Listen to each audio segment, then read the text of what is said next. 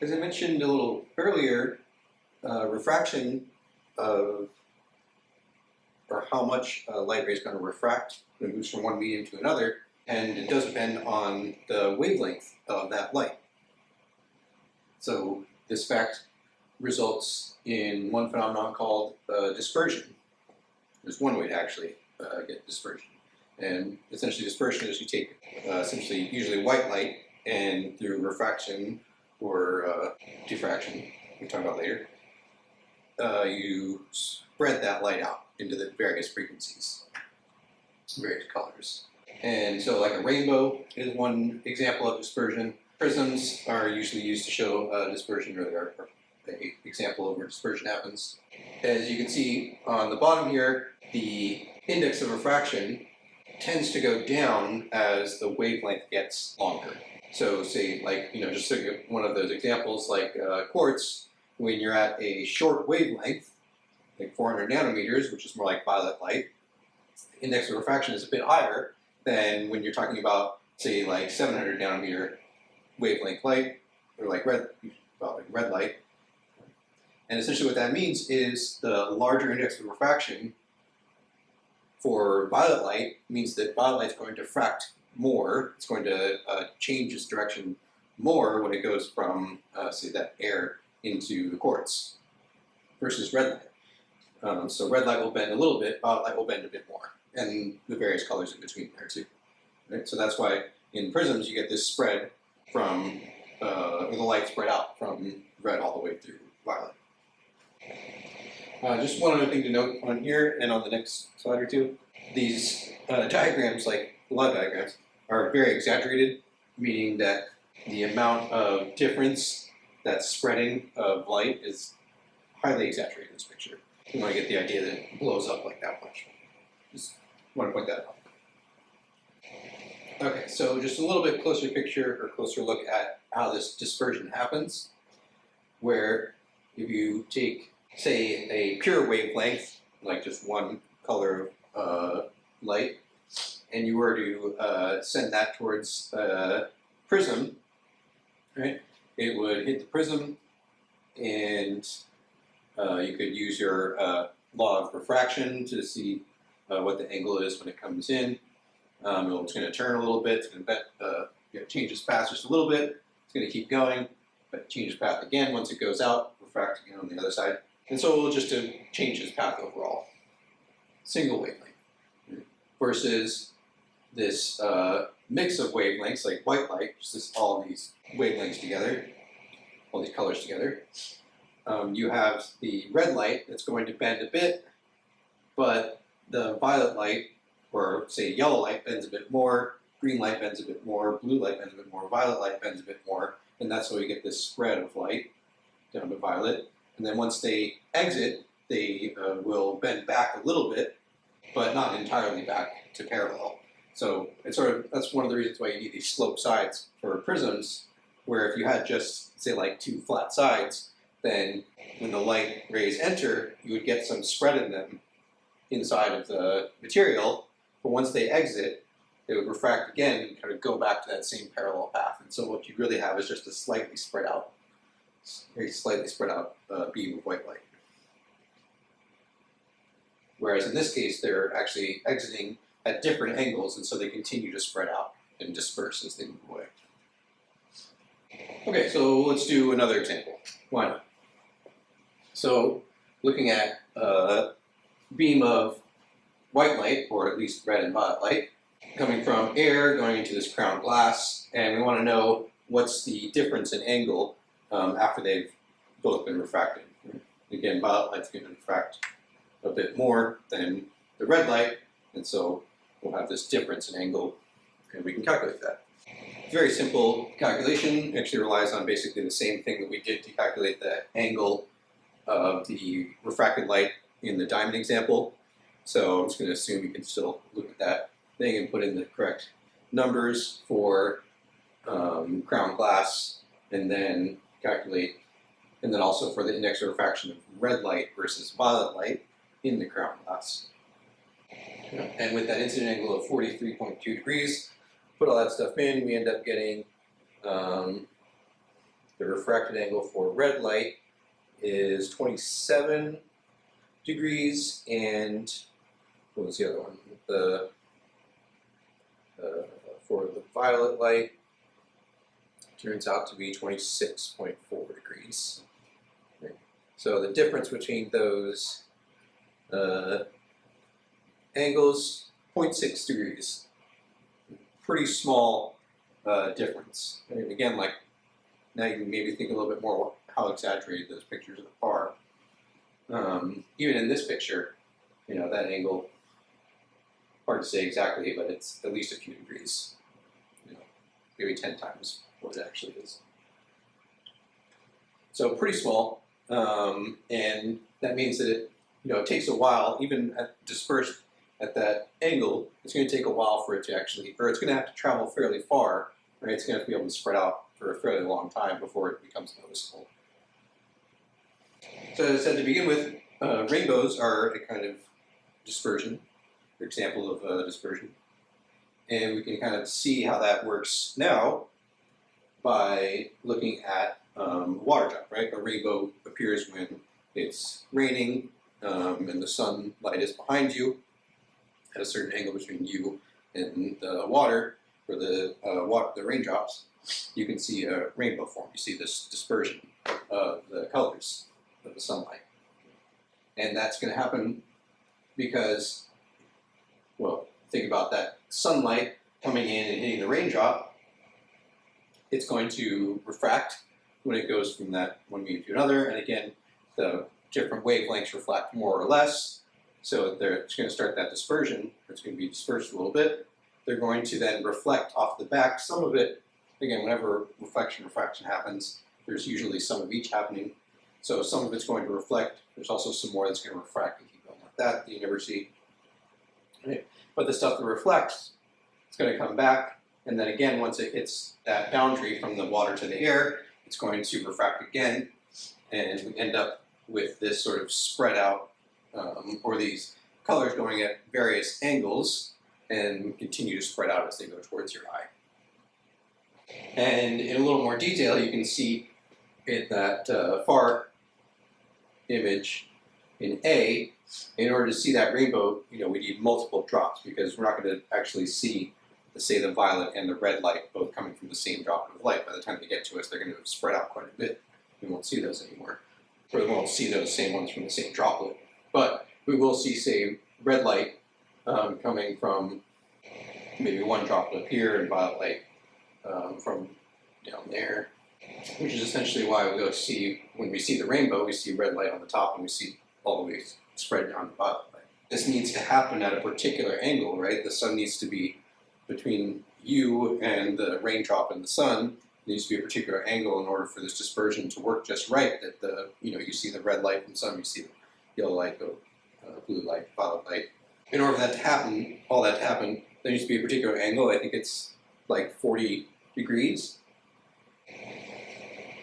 Okay, so again, we're not going to think so much about the wave-like properties of light yet, but in order to see sort of a, not really say a derivation, but a deeper understanding of refraction, we need to think a little bit about light as a wave. And light particularly is a transverse wave, meaning its amplitude is perpendicular to the direction of its motion. And we can imagine looking at a wave, a transverse wave from multiple angles, as shown here, above, right, from like a sort of side cutaway view, kind of an angle here. And this wave, this transverse wave might be, you know, like a water wave. Electromagnetic wave of light is actually transverse in multiple directions, electric and magnetic. But, you know, for the purposes that we need here, we can really just think about this one sort of dimensional transverse wave. Because what we're really sort of thinking about is, or going to think about, are the wave fronts, right? How the wave front moves. And a wave front being, say, like the, you know, the line, you know, in the overview here, that crest is sort of, you know, you can say it's a wave front, or like the trough of it is like wave front here. So thinking about wave fronts gets us to this thing called Huygen, Huygen's principle, which is essentially a way to think about the propagation of waves in general, but also, also light waves, in particular wave fronts. Essentially, this principle just says that you can think about a wavefront moving by imagining that every point on that wavefront is its own little source of a wave spreading out, in the direction of that wavefront. So in the picture here, you see like the old wavefront or like the past. A second ago, this is where the wavefront was, and we can imagine these are just a couple of dots imagining the wavelets starting from here. It's sort of infinitely many of them. But just the 4 imagined there, you see that then you imagine, okay, from each of those dots, we have this circular wave moving along the direction of the wavefront here, semicircular thing, right? From all these different wavelets. And the new wavefront we construct by drawing a line that's tangent to all of those wavelets. So if you have a sort of flat wave, plane wave, and you imagine this principle in action, then what that tells you is that the wave propagates and continues to go as a plane wave, as a flat wave. Right? The wavefront continues to stay flat. Right, and the distance that each of these wavelets, or essentially the radius of each of these wavelets, is just the velocity of that wave multiplied by the amount of time that you're imagining to elapse. And the velocity being, in most cases, in our cases, is going to be the velocity of light, either in whatever medium it's in. Also, pictured here is an example of a curved wavefront. Right? And again, like this line A to B is essentially the wavefront a moment ago, and C to D is then constructed from Huygen's principle, the wavefront now. So, again, just imagine all these little points on that original wave, and then you propagate these wavelets, these circular wavelets out, and then draw a line that's just tangent to all those wavefronts, those wavelets, and that's your new wavefront. It almost seems silly, maybe here, I don't know, maybe they seem too simple, but in a second we're going to utilize it to show us something about refraction, or give us a way to understand why refraction is the way it is. Right. So Huygen's principle and refraction. We have a wavefront approaching, think about this whole wavefront approaching a boundary between 2 mediums. And again, at any point in time, you can imagine the wavefront has a bunch of little points where these tiny little circular wavelets are going to move from. And the distance as those wavelets move is, again, the velocity of the light in that medium multiplied by the time that you're imagining to elapse. Right? So the very top here, this top wavefront, part of it has already moved into the medium. And we'll imagine one part, for that point, say A, that's just entering the medium, versus the point B that's still up in the first one. Say it's like air and water, which is good because it looks like it goes slower in medium 2. So now if we imagine or use Huygen's principle here, from point A, we'll propagate out this wavelet. It goes a distance v times v2, the distance or the velocity of light in that medium, which again is less than the other medium, multiplied by the time. And then think about B propagating along, ends up going v1 times t. And in this picture, it shows the v2 is less than v1. Right, all I have to say is that the distance that A wavelet is going to go is a little bit less than the distance that B wavelet goes. And then if you propagate again out from, say, the points now C and D, it's not drawn on here, but you can propagate those points out. They're now both in the same medium. They're both going to go the same distance, so it's not going to be turning anymore, but that wavefront now has already turned a bit. Right? So at the top, you have this wavefront coming in, say, this way. Now, once it gets into the medium, Huygen's principle is telling us that it's now going to go a little bit off that direction. Now we can use the Huygen's principle and our sort of picture of these wavefronts and propagating as wavelets to actually derive the law of refraction. or Snell's law. And apologies, the notation changed on this slide. I like the previous slide because it was kind of had some good detail, but this one's good also for the derivation. So just to be clear, point A prime here was point C, point B prime here was point D. What we're interested in, essentially for the law of refraction, is to figure out the relationship between what's labeled as theta 1, that ray B coming in at theta 1, right? That's our incident angle. And then how that relates to theta 2, where the ray comes down, the refracted one. Because those are the angles between the incident and refracted ray relative to the normal line here. So if you look, there's essentially two right triangles that are made up here. One we could say is BA, B prime. The other would be, say, A prime, B prime. And they actually share a side, right? They share actually the hypotenuse. And let's see, if we want to relate these angles, theta 1 and theta 2, to the angles inside of our right triangles, I mean, you can convince yourself visually that theta 1 is equal to that angle. You could also look at it as theta 1 plus this angle AB prime B is equal to 90 degrees, and then it's also true that the angle BA B prime, the angle we're interested in, plus that angle A B prime B is equal to 90 degrees. Those two facts together tell us that our angle BA B prime is actually equal to theta 1 as well. So our angle we're interested in here is the same as that angle down there. Same sort of logic you can go through to show that theta 2 is actually the same as that angle inside of our second right triangle there. And then the other bits of information that we have here are going to be useful are the distances, the lengths, say B to B prime, right? Because that's the distance that our wavelet will have traveled in our imagined time t elapsing. And then the distance A to A prime, and the distance that our wavelet will have traveled. So B to B prime, that distance is going to be the velocity of the light ray in the medium 1, so V1 multiplied by our time elapsed.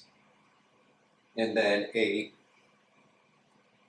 prime distance is now V2, because the light ray is now inside, or that light ray portion of the light ray is inside, so it's traveling at that second velocity.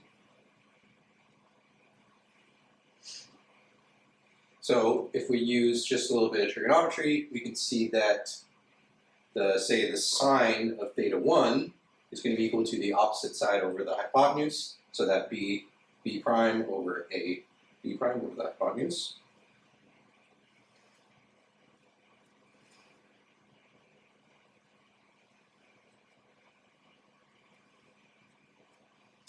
And then similarly, sine theta 2 looks like A to A prime,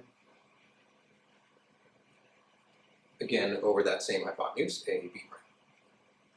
Okay.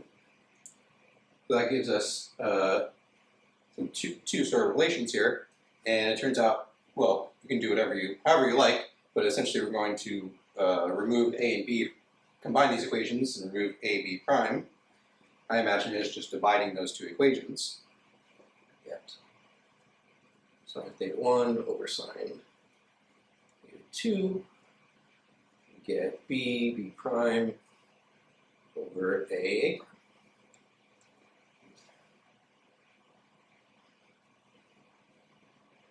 And then,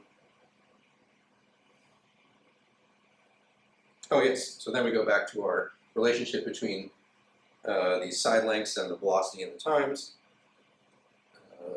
1 over 2t, and just run out of room here.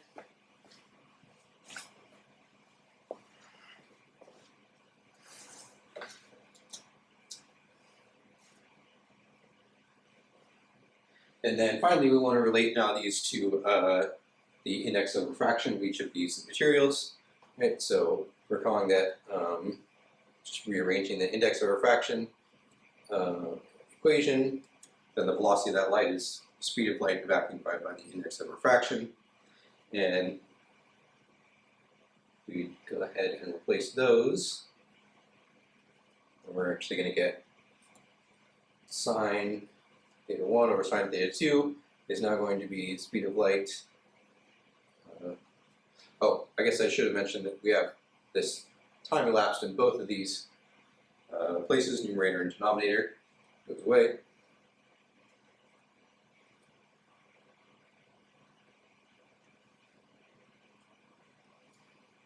We replace those with C and our respective index of refractions, right? C's are going to go away and in the end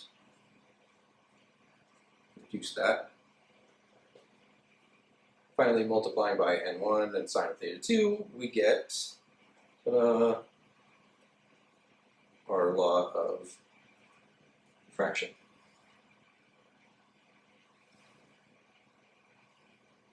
There we go. So in case you didn't believe me before, maybe you believe me more now. So one sort of interesting place that refraction comes into play, and we're thinking about things as wavefronts and these wavelets can help us understand, is in, say, like a mirage on the road, right? Like in the picture you can see, it almost looks like the road becomes sort of a mirror almost in a way. But essentially what's happening is we're getting refraction, and like I said, refraction actually can occur when the properties of the medium change. So on a hot day, the air very close to the road is much hotter than the air that's a little bit higher up, right? There's kind of this gradient. It gets very hot down there, it gets cooler, cooler, cooler as it goes up. And like I said, index of refraction or light slows down in mediums because the light is interacting with the stuff in that medium. Right? When you have hot air is going to be less dense, right, down here than the cooler air up here. Less dense means there's kind of less things to interact with per volume, however you want to look at it. So that's essentially to say that hot air has a lower index of refraction than cool air. Light's going to go a little bit faster in the hot air than it will in the cool air. So if we think about light rays leaving, say, the top of this car, right? One, we can imagine just going straight across, right? It's not changing from hotter to cooler, so it's not going to change its direction. However, if we imagine a different light ray that's going kind of down towards the ground, right? As it gets down there, then it's moving a little bit faster as it goes down into the hotter and hotter air. Right? And what that means, we can think about it from like a Huygens wavelet sort of principle, where at each of these wavefronts, the wavelet that's propagating is going a little bit further as it gets closer to the ground, right? So it's going faster and faster. So that's why you end up with the bottom of this wavefront sort of curving towards the vertical. And then eventually it gets to the point where it goes fast enough that it actually curves back upward. And then once it starts to curve back upward, then it's going to the cooler and cooler air, and so it slows down a little bit more, and then you end up getting this wavefront evening out again. Right? But that light ray will essentially have gone down and curved and come back up. So two light rays coming from the same spot, going in different directions, and then again, that one from the bottom, our eye sees that light ray coming up, but it doesn't understand that it curved, it just thinks it went straight, so we kind of project it, our brain projects it down there. Interesting stuff. All right, so the last thing to talk about very briefly, because we're going to talk about more later, is that light will do it is what's known as diffraction. And essentially, diffraction is just light bending behind obstacles. Or sort of like as it goes near an obstacle, it might bend around. Or if it goes, another sort of particular example of obstacle is like an opening or like a doorway or a slit. And when it goes through, it might bend a little bit as it moves, passes through. And it's not just light. You know, all these things, refraction, reflection, diffraction, they happen with all waves. I mean, light's the wave we're talking about. But in this process of diffraction, it depends on, say, how similar the size of the wave is to the size of the object, or the size of the opening. And light, if you've noticed, the wavelength of light is very small, nanometers, hundreds of nanometers. Meaning that when light passes through something like a doorway, the wavelength is very small compared to the size of the doorway, so there's very little diffraction that's going to happen. Versus if light passes through like a tiny little slit, right, then we actually get some pretty significant diffraction. And we'll see this later on when we look at diffraction more. Okay. But on the other hand, another wave that we understand, or intuitively understand diffraction happening, is like a sound wave. Right? Sound wave, if you want to, you can calculate the typical wavelength of a sound wave. It's something on the order of like a meter, right? Like person size-ish. So when it encounters a doorway, the wavelength of that sound wave is similar to the size of the doorway, so it actually diffracts quite a bit. So this is why, generally, if somebody's talking to you or saying something and they're around a corner, you can still hear them, right? Or they're on the other side. They're on the other side of this wall over here. The sound diffracts pretty nicely through the doorway. In order to understand this diffraction a little bit more, we can go back to thinking about the wavelets, right? And propagating a wavefront as, again, as tiny points on the wave that each propagate out as these little circular, semicircular wavelets. So in the picture over there, we're looking at a wave, and the top on there is showing the width of the wavelength, or the distance between wavefronts. Same thing. And I don't know if I didn't point out before, if you haven't seen it before, I'm sure you've seen it before. Lambda, the Greek symbol, lowercase lambda, is usually used to indicate wavelength. So if you have a wavefront encountering this opening, and the opening is very broad compared to the wavelength, then you imagine that wavefront just as it hits that doorway, and you start to try to propagate the wavelets out. Right? Then for the most part, most of those wavelets are just going to continue propagating forward. There's a whole bunch that are just continue propagating forward. It's only towards the edges where you get, you can imagine the wavelets. Well, there's not really anything, there's not further wavelets outside of that doorway in order to keep that wavefront straight, in a sense. So you, if you imagine drawing a tangent line, like we need to for Huygen's principle, you draw a tangent line for all these wavelets. The ones at the edge are sort of the end of the wavefront now, right? So the tangent actually bends around, or sort of bends now around the wavelets. It kind of takes almost the shape of the wavelets at the very end. But again, when the wavelength is much smaller than the wavefront, or sorry, the opening, most of the wavefront is just propagating forward. You don't really get very much of this dispersion. You shrink that opening a bit, then the ratio of, say, like what's happening, this dispersion happening at the edges versus the entire wavefront is a little bit larger, so you get some more dispersion. But once you get to the point where the opening is roughly the size, or like on the order of the size of the wavelength of light, then Huygen's principle is going to show you that these wavelets are going to produce this curved wavefront now. Right? There's no real place, there's very little place, okay, just say this, very small space for the wavefront to actually try to continue just to propagate forward. Most of it is now getting dispersed out, or diffracted. And we can see this, it's difficult to see this with light, actually not that difficult, but just day to day we don't really see this with light a whole lot.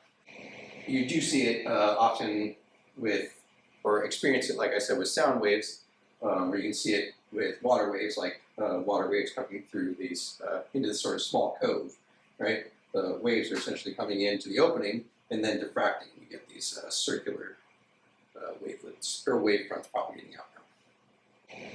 And that's it, pretty much, for chapter 1. If you're looking at the book, I decided that we're going to move the polarization part, include that later on when I tell you about Maxwell's equations and think more about electromagnetic waves, particularly the wave aspect. Yeah.